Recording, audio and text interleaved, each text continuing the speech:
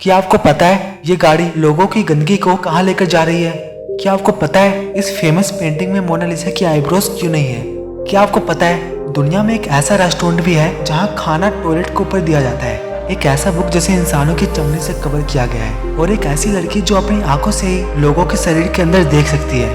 कुछ ऐसे ही और अमेजिंग फैक्ट्स जानने के लिए दिल थाम कर बैठ जाइए और बने रहिए मेरे साथ वीडियो के एंड तक। नंबर 2, दोस्तों स्कूल कॉपीज पर कवर तो हम सभी ने लगाए हैं, बट क्या आप कभी सोच सकते हैं कि किसी बुक को ह्यूमन स्किन से कवर किया जाएगा?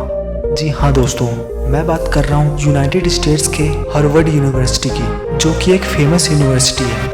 दोस्तों इस यूनिवर्सिटी में फॉक्टर नाम की एक लाइब्रेरी है, जहाँ पर 3 ऐसी किताबें मौजूद है जो सचमुच की रियल ह्यूमन स्किन से कवर की गई है। नंबर 11, दोस्तों क्या हो अगर कोई अपनी आंखों से ही एक्सरे का काम करने लगे? हाँ दोस्तों, मैं बात कर रहा हूँ रूस के नताशा डेमलेका की। इस लड़की में 10 साल से ही एक ऐसी अद्भुत शक्ति है जिसके बारे में जो सुनता है वो हैरान हो जाता है। नताशा की आंखें एक्सरे मशीन की तरह काम करती हैं, जो किसी भी इंसान के अंदर के पार्ट्स को देखकर उसकी बीमारी का पता लगा लेती है, वो भी बिल्कुल एक्यूरेट। इस लड़की को दुनिया जीती जागती एक्सरे मशीन के नाम से जानती है। नंबर 10, दोस्तों आपने MS Dhoni the untold story वाली मूवी तो जरूर देखी होगी, पर क्या आपको पता है इस मूवी में MS धोनी के बड़े भाई यानी नरेंद्र सिंह धोनी को आखिर क्यों नहीं दिखाया गया? दोस्तों धोनी के भाई 2013 से ही समाजवादी पार्टी के नेता हैं। जब मीडिया ने उनसे इस बारे में सवाल किए तो नरेंद्र सिंह धोनी ने कहा कि मैं फिल्म में नहीं हूँ क्योंकि शायद धोनी की जिंदगी में मेरा कोई योगदान नहीं है, चाहे ये उसका बचपन हो, युवा हो या फिर उसके स्ट्रगल के समय हो। उन्होंने बताया कि वो धोनी से 10 साल बड़े हैं, और जब धोनी ने पहली बार बैट उठाया था तो वो उस समय शहर से बाहर थे, और 1991 में वो अपनी हायर एजुकेशन कंप्लीट करने के लिए अल्मोड़ा की कुमार यूनिवर्सिटी में थे। तो दोस्तों ये थी धोनी के बड़े भाई के फिल्म में ना होने के पीछे का कारण। नंबर 9, दोस्तों आपने कई तरह के रेस्टोरेंट देखे होंगे या सुने होंगे, पर क्या आपने कभी टॉयलेट एक्सेसरी से बना रेस्टोरेंट देखा है? नहीं ना? अब आप सोचेंगे कि ऐसा रेस्टोरेंट आखिर होगा क्यों, और क्या उसमें कोई खाना पसंद करेगा? तो इसका जवाब है हाँ। दोस्तों ये यूनिक सा रेस्टोरेंट ताइवान में है, जिसे सिर्फ टॉयलेट एक्सेसरीज से डिजाइन किया गया है। यहाँ तक कि लोगों को दिए जाने वाले खाने को भी छोटे बाथटब और बेसिन जैसे दिखने वाले बर्तनों में परोसा जाता है। तो है ना ये कमाल की बात। नंबर 8, दोस्तों आपको जिंदगी में कभी न कभी सोते समय झटके जरूर पड़े होंगे, पर क्या आपको पता है हमारे साथ ऐसा क्यों होता है? कई बार ऐसे लगता है जैसे हम सोते सोते गिरने वाले हो, मानो जैसे कभी हम किसी बिल्डिंग से गिरने वाले हो या सीढ़ियों से नीचे गिरने वाले हो, और यहाँ तक कि हम नींद में ही खुद को संभालने की कोशिश करने लगते हैं। दोस्तों इस चीज को हाइपोजेनिक जर्क कहते हैं। ये झटके हमें उस समय महसूस होते हैं जब हम हल्की नींद में होते हैं, यानी उस समय व्यक्ति ना तो उठा हुआ होता है और ना ही गहरी नींद में होता है। साइंटिफिक रिसर्च के मुताबिक सोते समय ऐसे झटके महसूस होना बिल्कुल नॉर्मल सी बात है, और करीब 60 से 70% लोगों को ये महसूस होता है। ये ना तो कोई बीमारी है और ना ही कोई नर्वस सिस्टम डिसऑर्डर। दोस्तों हाइपोजेनिक जर्क को स्लीप स्टार्टर के नाम से भी जाना जाता है, क्योंकि अक्सर ये झटके महसूस करने के बाद आदमी गहरी नींद में चला जाता है।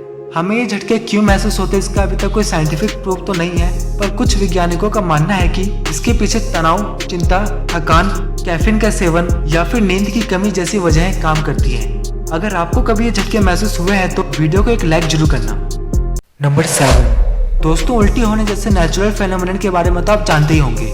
हमारे शरीर की बनावट ऐसी होती है कि जब हमारे पेट में कोई अनावश्यक पदार्थ जमा हो जाता है या कभी हम ज्यादा जंक फूड खा लेते हैं तो अक्सर हमारा पेट उसे हमारे माउथ के थ्रू बाहर निकाल देता है, जिसे हम उल्टी होना कहते हैं। पर क्या आप जानते हैं कि हमारे पीछे एक ऐसा जीव भी है जो उल्टी करते वक्त अपने पेट को ही बाहर निकाल देता है? दोस्तों ये काम और किसी का नहीं बल्कि बारिश के मौसम में दिखने वाले मेंढक करते हैं। जब कोई मेंढक अपने खाने को पचा नहीं पाता तो वो अपने पेट के सहारे उल्टी कर देता है, जिस हादसे में उसका पेट उसके शरीर से बाहर निकल आता है।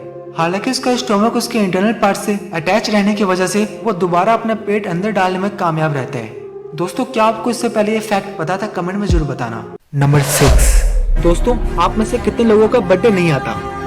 कुछ भी। अगर आप अपना बर्थडे सेलिब्रेट करते हैं तो आपको ये जरूर पता होना चाहिए कि दुनिया का सबसे बड़ा बर्थडे केक 1989 में अमेरिका के अलाबामा राज्य के फोर्ट पेन शहर में बना था, और इस केक का वजन 58,160 किलो था, जो कि एक वर्ल्ड रिकॉर्ड है।